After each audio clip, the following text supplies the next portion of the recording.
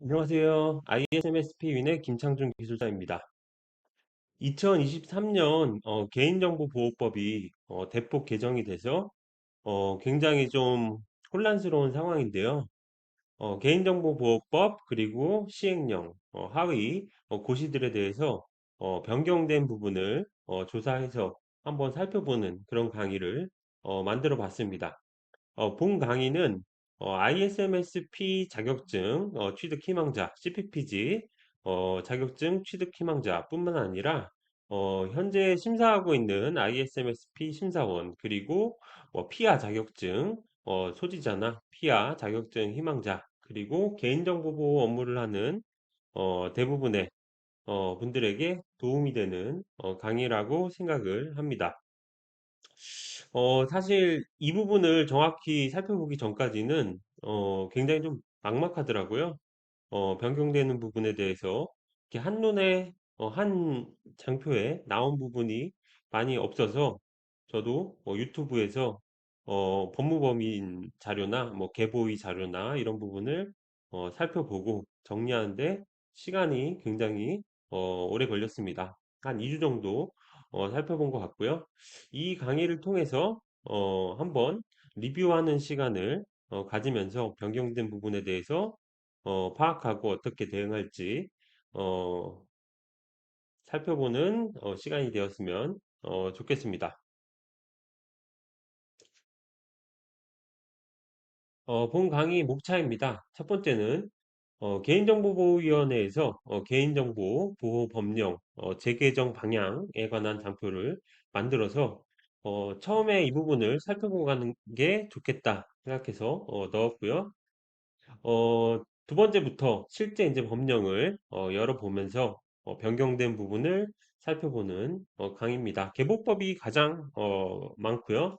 그 밑에 어, 시행령, 고시들도 관련 고시 대부분 시험에 나오는 부분들이라고 생각되는 8개 고시를 넣었고요.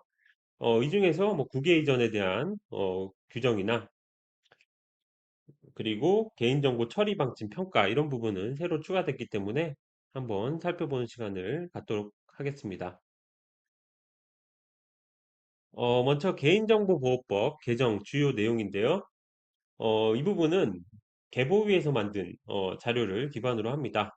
개인정보보호법 개정 의의 그리고 주요 내용 그리고 향후 계획 순으로 강의를 시작하겠습니다. 개인정보보호법이 2023년 3월 14일 날 최종 그리고 공표가 되었습니다. 그래서 9월 15일 날 시작하는 고시가 있고요. 그리고 2024년 3월 15일 날 시행하는 법령이 있습니다. 그리고 시행일이 미정인 법령이 있습니다. 이 부분에 대해서 간단하게 왜 재개정을 하는지 그런 내용들이 여기 계보의 자료에 있습니다. 음, 개인정보보호법 개정의 이 부분은 사실 좀 정책적인 부분이라서 간단하게 보고 넘어가겠습니다. 저희가 이제 관심 있는 부분은 시험에 관한 부분 그리고 업무적인 부분이기 때문에 간단하게 보고 넘어가겠습니다. 2020년 8월 5일 날 개망신이죠. 개인정보보호법, 정보통신망법, 신용정보법 이 부분에 대해서 이제 개정이 있었죠. 그래서 개인정보보호 컨트롤타워, 개인정보보호위원회를 국무총리 하나 이 실무를 할 수 있는 컨트롤타워로 이제 통합을 했고 데이터 3법, 데이터 경제 활성화를 위해서 어, 가명정보 개념을 도입해서 안전한 결합 활용을 지원하는 거죠. 그래서 데이터 3법 개정 국회 논의 시에 이제 빅데이터, 인공지능 이런 변화하는 정보 환경에서 약화될 우려가 있는 국민의 정보 주권 강화는 입법 과제로 이제 유보한 바가 있는데요. 그래서 데이터 시대로 의 전환에 대응하여 현실과 괴리된 불합리한 규제가 존재함으로 인해서 데이터 경제 활성화의 장애 요인으로 작용 우려한다. 사실 이제 이건 이제 맥락을 만든 거죠. 여기서 변경되는 중요한 부분은 이거예요. 필수적 사전 동의 제도, 경직된 국외 이전 요건, 온 오프라인, 규제 이완화 이런 부분에 대해서 어느 정도 좀 완화를 하는 거예요. 사전 동의 그리고 국외 이전, 온 오프라인 규제 이렇게 있는데 이 두 개는 우리나라가 좀 원래 뭐 갈라파고스 제도처럼 좀 강화된 부분이 있어요. 이 부분을 이제 완화하는 부분이고 그리고 온오프라인 규제 같은 경우는 우리가 좀 혼란스러운 부분이죠. 온라인은 뭐 기관보를 따르고 오프라인은 안확보를 따르고 이런 부분 묶어서 이렇게 맥락을 만든 거죠. 그래서 어, 이 첫 번째 정부안으로 국민 신뢰 기반의 디지털 대전환을 선도하는 법적 기반 마련 이렇게 돼 있는데 뭐 입법이라고 하는 게 뭐 다들 아실지도 모르겠지만 이제 국회에서 이 법률안을 제출하기도 하고 정부에서 제출하기도 하고 그래서 개법폭 처음에는 이제 국회에서 제출이 돼서 시행이 됐다가 이번에는 이제 어, 민간 산학 의견을 반영해서 정부안으로 이렇게 했습니다. 그래서 보통 시행령 고시들은 정부가 입법 없이 할 수가 있는데 입법이 필요한 것을 이렇게 정부안으로도 할 수가 있습니다. 그래서 추진 경과 뭐 데이터 3법 개정이 됐고요. 계보의 출범했고 뭐 의견 수렴 정부안 확정 뭐 해커톤 뭐 아시죠? 뭐 다들 마라톤 회의 같은 것들을 통해서 뭐 브레인스토밍도 하고 뭐 의견도 수렴하고 해서 뭔가 결론을 내는 그런 회의죠. 그리고 뭐 여러 의견 수렴한 다음에 정부안 국회 제출하고 뭐 법안 소위가 개최가 되고 본회의에 의결되고 공표가 3월 14일 이렇게 추진 경과가 있습니다. 뭐 이거는 뭐 시험이나 실무나 중요한 부분은 아니죠. 저도 간단히 합니다. 이제 이게 중요해요. 이거는 바뀐 부분들을 이제 정부의 이런 보고서 같은 경우는 이렇게 예쁘게 그룹핑을 하는 거죠. 밑에 이런 아이템들을 묶어서 뭐 하나의 뭐 전략 이 전략들을 묶어서 뭐 어떤 추진하는 목적 뭐 이렇게 하기도 합니다. 뭐 제안서를 많이 써본 분들은 아실 거예요. 그래서 카테고리가 세 개가 있는데 데이터, 경제성장 견인, 개인정보 신뢰사회 구축, 글로벌 스탠다드 선도 이것들 통해서 국민 신뢰 기반의 디지털 대전환을 선도하는 법적 기반 마련 뭐 이렇게 했는데 뭐 중요한 건 아니에요. 우리가 이제 중요한 건 이 밑에 있는 거 이거죠. 쇳소리 나는 이 법적 요건 이게 중요합니다. 데이터 경제 성장 견인의 전국민 마이데이터 시대 개인정보 활용 기반 강화로 신기술 신산업 지원 제일 중요한 게 활용이에요. 개인정보를 차단하고 통제하는 게 아니라 활용한다. 우리나라뿐만 아니라 세계에서 이 비즈니스가 흐르는데 이 개인정보가 굉장히 중요하죠. 여기에서 나오는 게 개인정보 전송 요구권의 일반법적 근거 신설로 전 분야 마이데이터 확산. 원래 이게 신정법에 있었어요. 신정법에 있던 거를 일반법으로 한 건데 다들 아시죠? 일반법과 개별법, 특별법 뭐 이렇게 법을 나누는데 이제는 신용정보 관련된 사업자뿐만 아니라 일반 개인정보 처리자도 이런 마이데이터 이런 사업을 할 수 있도록 하는 거고 개인정보 전송 요구권 뒤에 내용이 나옵니다. 근데 이거는 시행일이 미정이에요. 약간 변화가 좀 큰 거는 좀 더 늦게 뭐 의견 수렴도 하고 늦게 시행을 하고 좀 나머지는 변화가 작은 거는 이제 빨리 하고 이렇게 되어 있거든요. 32조의 2항의 개인정보 전송 요구 신설. 이 내용은 뒤쪽에 나옵니다. 그 다음에 자율주행차, 드론, 배달 로봇, 이동형 기기의 영상정보 운영 기준 마련. 사실 이게 이제 스마트폰 우리가 가지고 다니면서 촬영하죠. 그래서 뭐 재밌는 거 나오는 거나 뭐 누가 뭐 폭력을 행사한다거나 뭐 이러면은 그냥 촬영하잖아요. 그런 게 사실 이제 이동형 영상정보 어, 기기인데 처리 기기죠. 이거에 대해서도 이제 법령을 규제를 만든 겁니다. 그래서 자율주행차 드론 앞으로 이제 많이 어, 상용화가 될 거 아니에요.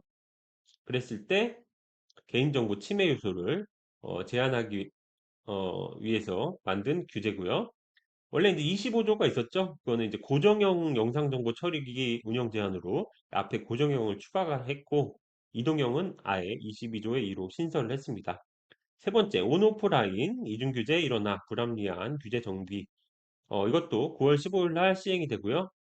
정보통신 서비스 개인정보 처리 특례 조항이 다들 아시겠지만 이제 6장에 있었어요. 이게 39조에 3에 있었던 부분인데 거기서부터 쭉 나왔던 부분을 이제 아예 삭제. 언제부터? 2023년 9월 15일부터. 그래서 여기에서 개인정보 보호 조치가 여기는 이제 기관보죠. 개인정보의 기술적, 관리적 보호 조치 기준 얘를 이제 삭제하는 거죠. 근데 이제 지금 현재 단계는 법이 어느 정도 9월 15일부터 시행을 하는데 법률이죠, 정확히. 이 밑에 시행령이나 고시는 아직 미정인 경우가 많이 있습니다. 현재 지금 이제 9월 5일인데요. 그렇기 때문에 조만간 입법 예고가 어, 됐기 때문에 행정 예고죠. 어, 이 23년 4사분기 안에는 시행이 될 거다. 두 번째, 개인정보 신뢰사회 구축에서는 디지털 전환을 가속화하는 개인정보 규제 혁신과 국민의 적극적 권리 강화, 뭐 이렇게 장명을 했습니다. 그래서 개인정보 처리 요건 정비, 개인정보 처리 방침 평가제로 실질적 선택권 강화, 자기결정권이랑 관련된 부분이죠.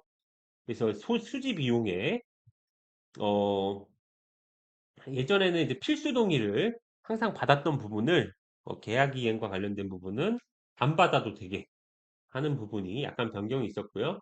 그리고 개인정보 처리 방침 평가. 개인정보 처리 방침은 이제 투명하게 개인정보 처리 현황이나 원칙이나 체계를 공개하는 거죠. 이런 거에 대해서 평가하고 개선, 권고하는 고시를 만들어서 운영을 합니다. 그 다음에 인공지능 기술 가속화에 따른 자동화된 결정에 대한 정보 주체의 권리. 우리가 이제 AI 면접 뭐 이런 것도 보고 AI가 어떤 판단을 하죠. 보통 이제 AI 뭐 그러면 인지, 판단, 제어 뭐 이렇게 해가지고 뭐 자율, 뭐 주행 뭐 이런 식으로도 하는데 이 판단에 관한 부분이 왜 그렇게 판단을 했는지 알고 싶을 수가 있잖아요.